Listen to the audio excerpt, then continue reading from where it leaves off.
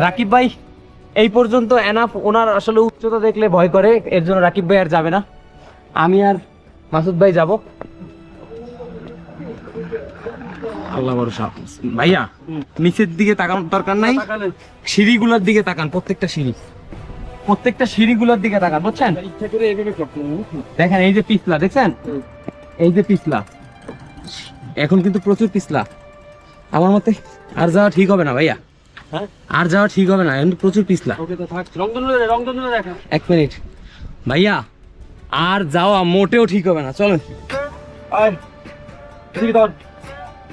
আমরা দুই ভাই তাও সাহস করে সর্বোচ্চ চূড়ায় উঠছি, আর হয়তো বা আর একতলার মতো আছে, কিন্তু ওইটার জায়গাটা এত ন্যারো, এত পিছলা। এইগুলো দেখেন, এইগুলাই পিছলা, বৃষ্টি পড়তেছে, আর টাইলস যেহেতু আমাদের পায়ে কেটস পড়া, ওদিকেও আরেকজন চলে আসছে। ভাইয়া শোন শোন, পিছলা খাচ্ছে, টাইলস পিছলা খাচ্ছে, চলো চলো চলো। এটা কোনো শোনেন, এইখানে ভুল করলে কোনো সুযোগ নেই। আস্তে আস্তে। আমি ঘুরতে পারতেছি না তো, ঘুরবো? হ্যাঁ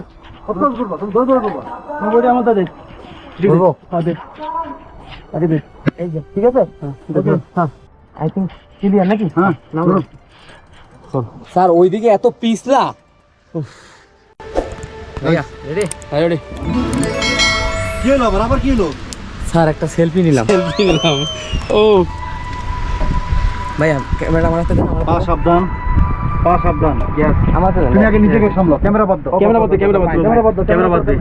আয় না, উঠতে পারবে না। বাবু কিছু বল মানে এখানে বলার কোনো সুযোগ নাই, ভুল করার কোনো সুযোগ নাই। টাইলস খুবই পিছলা, আর রেলিংও পর্যন্ত বৃষ্টিতে খুব পিছলা, আর নিচে তো টোটালি মেঘের কারণে কিছু দেখা যাচ্ছে না, বৃষ্টির কারণে কিছু দেখা যাচ্ছে না। আমার মনে হয় ভিডিও বাদ আগে নিচে নামিয়ে। আমরা আসলে জানতাম না শ্রীলঙ্কায় এমন একটা অ্যাডভেঞ্চারের একটা জিনিস আছে, আসলে আমরা সত্যি অবাক। ওই যে আমরা ওইখান থেকে আসছি, ওই মাথা।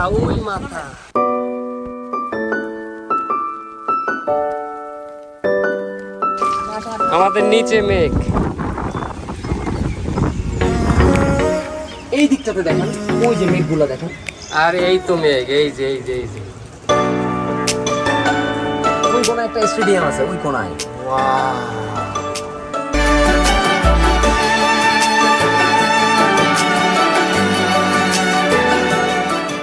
আমরা এমন একটা জায়গায় আছি যেখানে আমাদের গায়ে মেঘ লাগছে, আমরা টোটালি মেঘের মধ্যে দাঁড়ানো, এবং এখানে দেখা যাচ্ছে মানে একটা অনুভূতি পাওয়া যাচ্ছে মেঘের গাছ লাগা। হ্যাঁ আমি একটু দেখাই, এই যে আর মেঘ তো গলার ভিতরে ঢুকতেছে। মা দেখো, মেঘের ভিতরে দাঁড়ায় রয়েছি,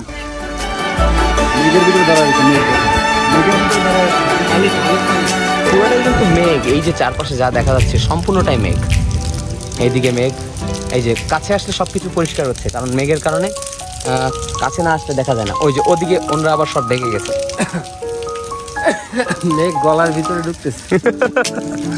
আসলে মেঘ যে গলার ভিতরে ঢুকবে এটা তো কল্পনা করতে পারি না, গলার ভিতরে কি টাচ লাগতেছে কিন্তু গায়ে। মেঘ কাটতেছে, দেখেন মেঘ কাটতেছে, এখন সামনের দিকটা পরিষ্কার হচ্ছে। হ্যাঁ এবার আমরা এখান থেকে আমরা চলে যাই, এই যে পুরোটা ফকফকা পরিষ্কার হয়ে গেছে, এই সুন্দর, পুরোটা ফকফকে পরিষ্কার। এরপর আমরা নিচের দিকে নেমে যাই, সেখানে আমাদের জন্য অপেক্ষা করছে মাকবুল ভাই এবং গাড়ির ড্রাইভার। মকবুল ভাই, মেঘ কি টের পাচ্ছেন? আমার কাছে মনে হচ্ছে যে মেঘের উপরে আছি। মেঘ আমি দেখতেছি মৌত। আমাদের জার্নি আবারও শুরু হয় নুয়ারা এলিয়ার উদ্দেশ্যে। আসসালামু আলাইকুম। আমরা আসলে নুয়ারা এলিয়ার দিকে যাচ্ছিলাম, তো অলরেডি আমাদের আসরের নামাজের ওয়াক্ত চলে আসছে। তো এখন আমরা নামাজ পড়বো ইনশাল্লাহ। আমাদের জন্য নামাজের নিয়মটা জানো কি ভাই? সফরের নিয়ম হচ্ছে যখন কোথাও সফর করবে আল্লাহ রাসূল সাল্লাল্লাহু আলাইহি ওয়াসাল্লাম 2 ওয়াক্তকে একসাথে পড়তেন, এটাকে বলা হয় জমা তাকদিম জমা তাকে। যেহেতু আমরা এখন আসরের ওয়াক্তে জোহর এবং আসর পড়বো, এটা হচ্ছে জমা তাকে। শ্রীলঙ্কায় মোট জনসংখ্যার প্রায় 20 থেকে 25% মুসলমান, যার কারণে শ্রীলঙ্কার সব শহরেই খুব সহজে মসজিদ খুঁজে পাওয়া যায়।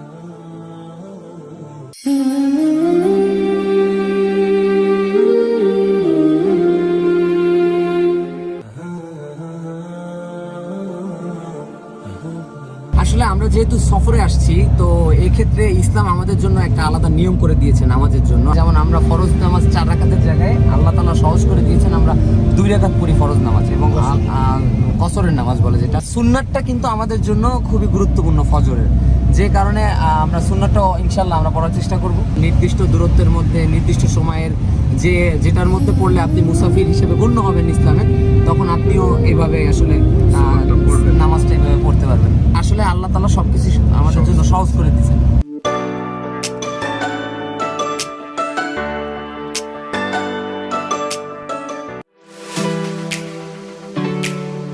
আমরা নুয়ারা এলিয়ার কাছাকাছি আসতেই সন্ধ্যা নেমে আসে। সন্ধ্যার পরেই আমরা একটি হোটেল বুক করি, যেটা ছিল নুয়ারা এলিয়ারই কাছাকাছি একটা জায়গাতে। এরপর রাতের খাবার খেয়ে আমরা হোটেলে বিশ্রামের জন্য চলে যাই। পরের দিন থেকেই শুরু হবে আমাদের ব্লগের দ্বিতীয় পর্ব, যেখানে আপনারা দেখতে পাবেন নুয়ারা এলিয়ার সব থেকে সুন্দর সুন্দর কিছু জায়গা। দ্বিতীয় ব্লগে আমরা যাব লিটল ইংল্যান্ডে, আরো যাব মুন প্লেন্স এর মতো ভয়ঙ্কর সুন্দর অ্যাডভেঞ্চারাস সাফারিতে। এছাড়াও লেক গ্রেগরির মতো অসম্ভব সুন্দর জায়গাতে আমরা সবাই মিলে গিয়ে অনেক মজা করব। 30 টাকা বাংলাদেশি টাকায় 30 টাকা, মাত্র 30 টাকা নিয়ে না ভাই, বরিশাল বরিশাল মুগো বরিশাল। তারপর হেলিকপ্টার রাইড নিয়ে বাদ দিলাম, কারণ এই চাতা হয় খুব তাড়াতাড়ি দ্বিতীয় পর্বটিও পাবেন এই চ্যানেলেই। না, আমার আর শ্রীলঙ্কার খাবার আমার শুট করতে আমরা যখন একটু গুছ করি উঠি তখনই আমি অ্যারেস্ট হই। আমরা যারা বিদেশে ঘুরতে যেতে চাই তাদের সব থেকে বড় যে সমস্যায় পড়তে হয় তা হলো প্লেনের টিকিটের মাত্রাতিরিক্ত দাম। এই জন্য আসসাবিল ইন্টারন্যাশনাল ট্রাভেলস আপনাকে দিচ্ছে সবচেয়ে কম মূল্যে প্লেনের টিকিট। শুধু তাই নয়, যারা ভিসা জটিলতার কারণে বিদেশে ঘুরতে যেতে পারছেন না তাদের জন্য আসসাবিল দিচ্ছে খুব সহজে ভিসা প্রসেসিং এর সেবা। তাই আপনিও যদি আমাদের মতো ভ্রমণ পিপাসু হয়ে থাকেন, তাহলে আপনার ভ্রমণটি সহজতর করতে আজই যোগাযোগ করুন আসসাবিল ইন্টারন্যাশনাল ট্রাভেলস এর সাথে। এবং আপনি যদি ফ্যামিলি এন্টারটেইনমেন্ট বিডি চ্যানেলের একজন সাবস্ক্রাইবার হয়ে থাকেন, তাহলে আসসাবিল আপনাকে দেবে সকল প্রকার প্লেনের টিকিটে 10% ছাড়। যোগাযোগের ঠিকানা স্ক্রিনে এবং ডেসক্রিপশন বক্সে দেওয়া থাকবে। আসসালামু আলাইকুম ওয়া রাহমাতুল্লাহ। আমি মকবুল আহমদ পাটোয়ারি, সৌদি আরব রিয়াদ প্রবাসী এবং একজন ব্যবসায়ী, প্রতিষ্ঠাতা প্রবাস বাংলা চ্যানেল। আপনারা এই চ্যানেলটিতে দেখতে পাবেন প্রবাসী সংক্রান্ত যাবতীয় তথ্য, বিনোদন, সচেতনতামূলক নাটিকা এবং আরও অনেক কিছু। তাই সম্মানিত প্রবাসী ভাই এবং বোনেরা এবং রেমিটেন্স যোদ্ধারা যুক্ত হন আমাদের প্রবাস বাংলা চ্যানেলের সাথে। আজই অনেক কিছু জানতে পাবেন, একসাথে গল্প হবে, আড্ডা হবে আপনাদেরকে নিয়ে আমাদের এই চ্যানেল প্রবাস বাংলা। ধন্যবাদ।